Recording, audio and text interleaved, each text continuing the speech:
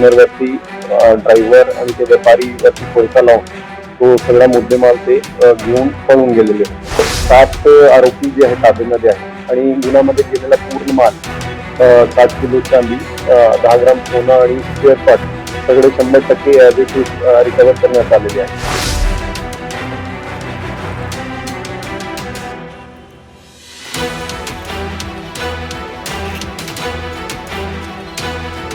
Early morning Madgaon police स्टेशनला report झाला किंवा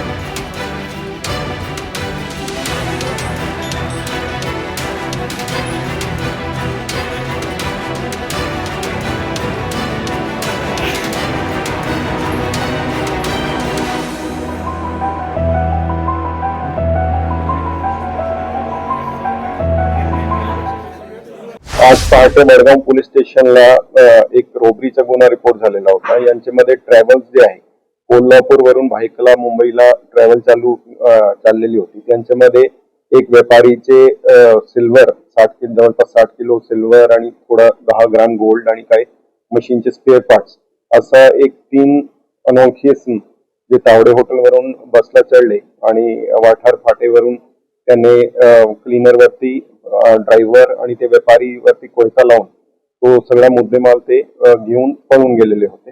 असा गुन्हा पहाटे वडगाव पोलीस स्टेशनला रिपोर्ट झाला, गुन्हा दाखल करण्यात आला. त्या अनुषंगाने additional SP Ichalkaranji, SDP Jaysingpur, local crime ब्रांचची PI आणि त्यांची पूर्ण टीम आणि वडगाव पोलीस स्टेशनचे DB आणि त्यांचा स्टाफ सगळे डिटेक्शनचे वेगवेगळे टीम तयार करून CCTVची तपासणी, योग्य त्या टेक्निकल पद्धतीची तपासणी आणि गोपनीय माहितीच्या आधारे पूर्ण तपास करण्यात आला. आणि त्या गुन्ह्यामध्ये जे मेन आरोपी अक्षय कदम यांना मॉर्निंग मध्ये अटक करण्यात आला. ताब्यामध्ये घेऊन योग्य त्या पद्धतीने चौकशी केली तर आणखी जे बाकीचे आरोपी आहेत ते निष्पन्न झाले.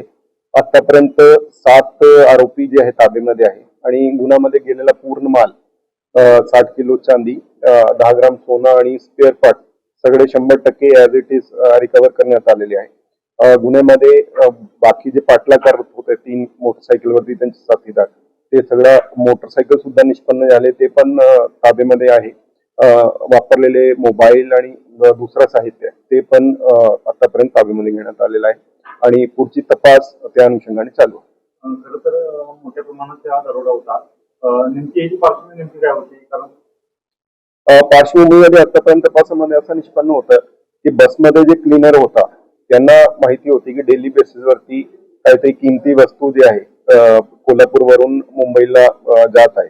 त्यांनी ती माहिती त्यांचे मोठ्या भावाला दिली आणि ते मोठ्या भावाचा मित्र जे मेन आरोपी जे आहे अक्षय कदम तो होता.